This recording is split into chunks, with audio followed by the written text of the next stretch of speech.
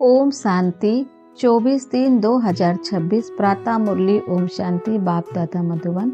मीठे बच्चे, हाँ जी बाबा, तुम्हें ग्रस्त व्यवहार में रहते कमल फूल समान पवित्र बनना है। एक बाप की मत पर चलना है, कोई भी डिससर्विस नहीं करनी है। प्रश्न है, किन बच्चों को माया जोर से अपना पंजा मारती है? बड़ी मंजिल कौन सी है? उत्तर है, जो बच्चे देह अभिमान में रहते हैं उन्हें माया जोर से पंजा मार देती है, फिर नाम रूप में फंस पड़ते हैं। देह अभिमान आया और थप्पड़ लगा, इससे पद भ्रष्ट हो जाता है। देह अभिमान तोड़ना यही बड़ी मंजिल है। बाबा कहते, बच्चे देही अभिमानी बनो, जैसे बाप ओबिडियंट सर्वेंट है। कितना निरहंकारी है, ऐसे निरहंकारी बनो, कोई भी अहंकार ना हो। गीत है, न वह हमसे जुदा होंगे। ओम शांति। बच्चों ने गीत सुना। बच्चे कहते हैं, हम बाबा के थे और बाबा हमारा था। जब मूल वतन में थे तुम बच्चे को ज्ञान तो अच्छी रीति मिला है। तुम जानते हो हमने चक्र लगाया है, अब फिर हम उनके बने हैं। वह आया है राजयोग सिखाकर स्वर्ग का मालिक बनाने। कल पहले मुआफिक फिर आया है। अब बाप कहते हैं, हे बच्चे, तो बच्चे होकर यहाँ मधुबन में नहीं बैठ जाना है। तुम अपने ग्रस्त व्यवहार में रहते कमल फूल समान पवित्र रहो। कमल का फूल पानी में रहता है, परंतु पानी से ऊपर रहता है, उन पर पानी लगता नहीं है। बाप कहते हैं, तुमको रहना घर में ही है, सिर्फ पवित्र बनना है। यह तुम्हारा बहुत जन्मों के अंत का जन्म है। जो भी मनुष्य मात्र है उन सबको पावन बनाने मैं आया हूँ। पतित पावन सर्व का सद्गति दाता एक ही है, उनके सिवाय पावन कोई बना नहीं सकता। तुम जानते हो आधा कल्प से हम सीढ़ी उतरते आए हैं। 84 जन्म तुमको जरूर पूरे करने हैं। 84 जन्म का चक्र पूरा कर जब फिर जड़ जड़ीभूत अवस्था को पाते हैं, तब मुझे आना पड़ता है। बीच में और कोई पतित से पावन बना नहीं सकता।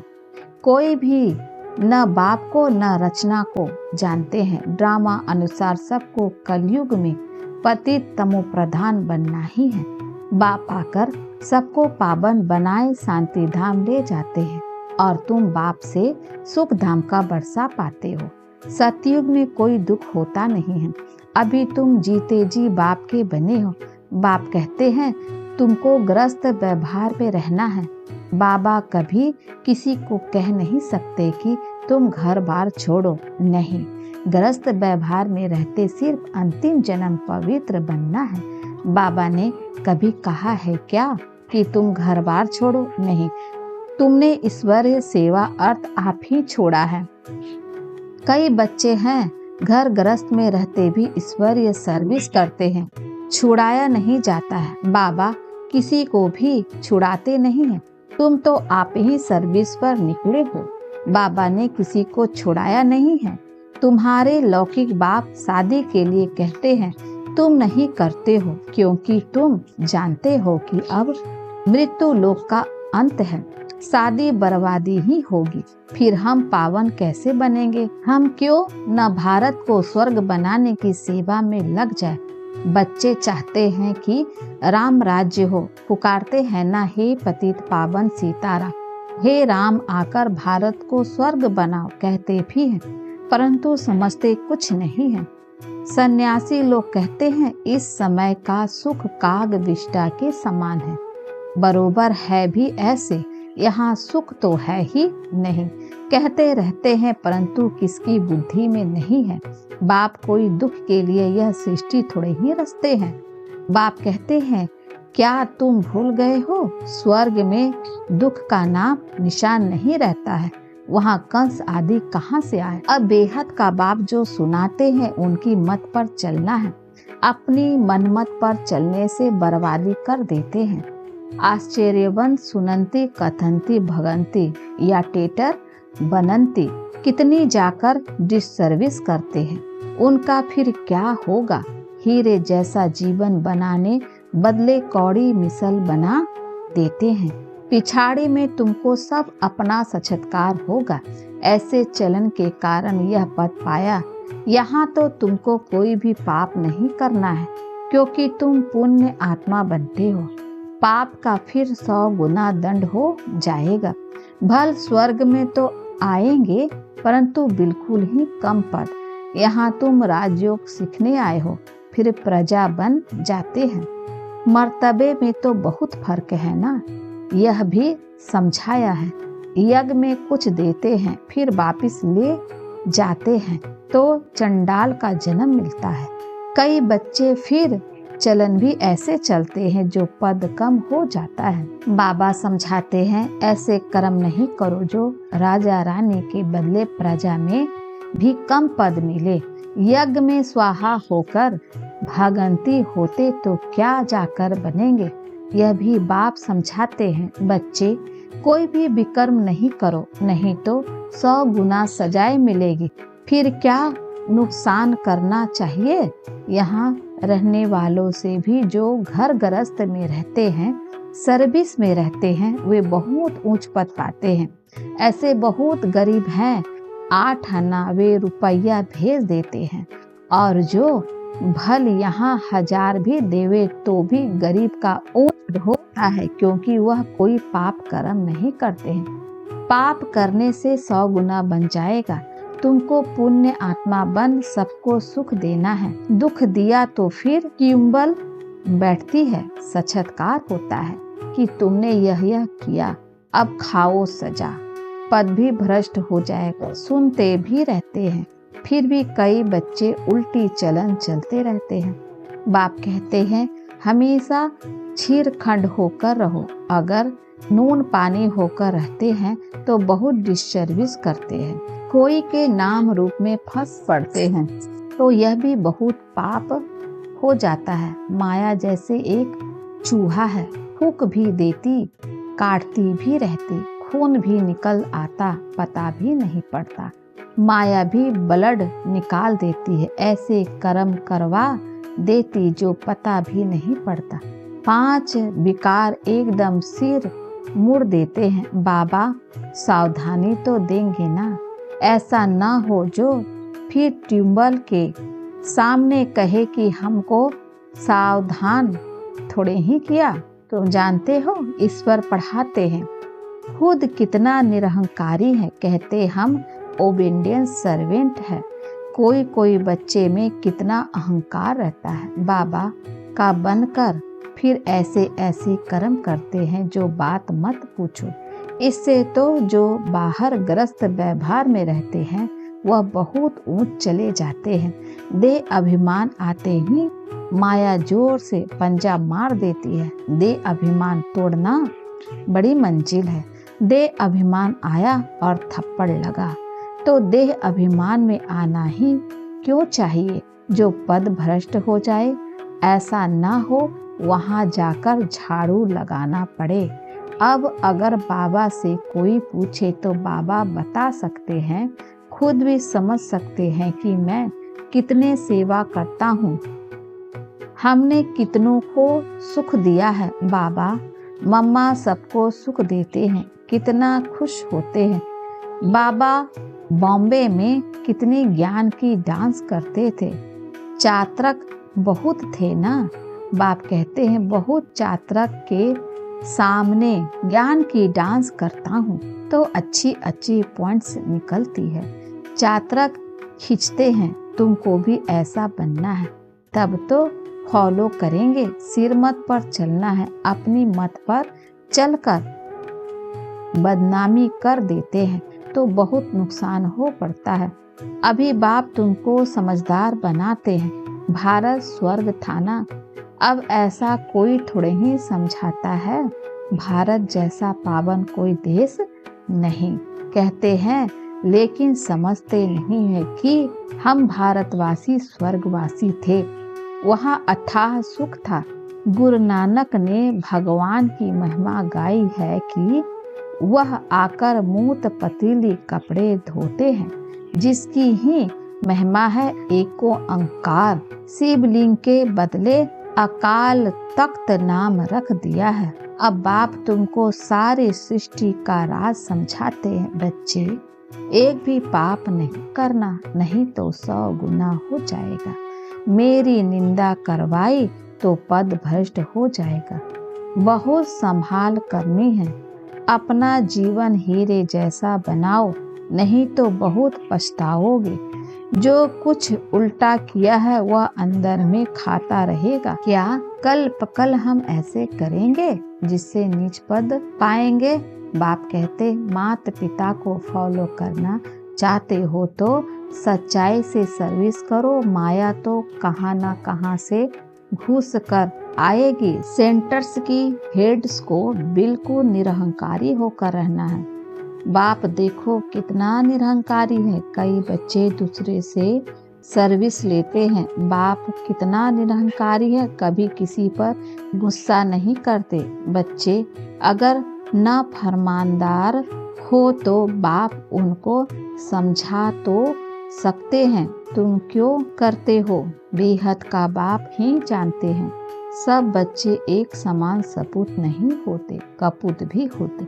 बाबा समझाने देते हैं। ढेर बच्चे हैं, यह तो वृद्धि को पाते हजारों की अंदाज में हो जाएंगे, तो बाप बच्चों को सावधानी भी देते हैं। कोई गफलत नहीं करो, यहाँ पतित से पावन बनने आए हो तो कोई भी पतित काम नहीं करो। न नाम रूप में फंसना है, न देह अभिमान में आना है।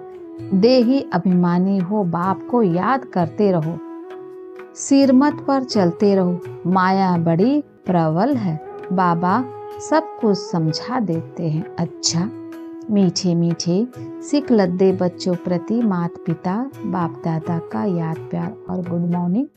रूहानी बाप की रूहानी बच्चों को नमस्ते। हम रूहानी बच्चों की ओर से रूहानी माता पिता बाप दादा को याद प्यार और नमस्ते बाबा, नमस्ते, शुक्रिया बाबा, शुक्रिया। धारणा के लिए मुख्य सार है। पहला, बाप समान निरहंकारी बनना है। किसी से सेवा नहीं लेनी है, किसी को दुख नहीं देना है। ऐसा कोई पाप कर्म ना हो जिसकी सजा खानी पड़े। आपस में छीरखंड होकर रहना है। दूसरा, एक बाप की सिरमत पर चलना है, अपनी मत पर नहीं। वरदान है, सेकंड में देह रूपी चोले से न्यारा बन कर्म भोग पर विजय प्राप्त करने वाले सर्वशक्ति संपन्न भव। जब कर्म भोग का जोर होता है, कर्म इंद्रिया कर्म भोग के बस अपनी तरफ आकर्षित करती है। अर्थात जिस समय बहुत दर्द हो रहा हो, ऐसे समय पर कर्म भोग को कर्म योग में परिवर्तन करने वाले साक्षी हो, कर्म इंद्रियों से भोगवाने वाले ही सर्वशक्ति संपन्न अष्टरत्न विजय कहलाते हैं। इसके लिए बहुत समय का देह रूपी चोले से न्यारा बनने का अभ्यास हो। यह वस्त्र दुनिया की वे माया की आकर्षण में टाइट अर्थात खींचा हुआ ना हो, तब सहज उतरेगा। स्लोगन है, सर्व का मान प्राप्त करने के लिए निर्माणचित्र बनो। निर्माणता महानता की निशानी है। मातेश्वरी जी की अनमोल महावाक्य, ईश्वर सर्वव्यापी नहीं है, उसका प्रमाण क्या है? शिरोमणि गीता में जो भगवानुवाच है, बच्चे जहाँ जीत है वहाँ मैं हूँ, यह भी परमात्मा के महावाक्य है। पहाड़ों में जो हिमालय पहाड़ है उसमें मैं हूँ, और सांपों में काली नाग मैं हूँ। इसीलिए पर्वत में ऊंचा पर्वत कैलाश पर्वत दिखाते हैं, और सांपों में काली नाग तो इससे सिद्ध है कि परमात्मा अगर सर्प सांपों में केवल काले नाग में है, तो सर्व सांपों में उसका वास नहीं हुआ ना।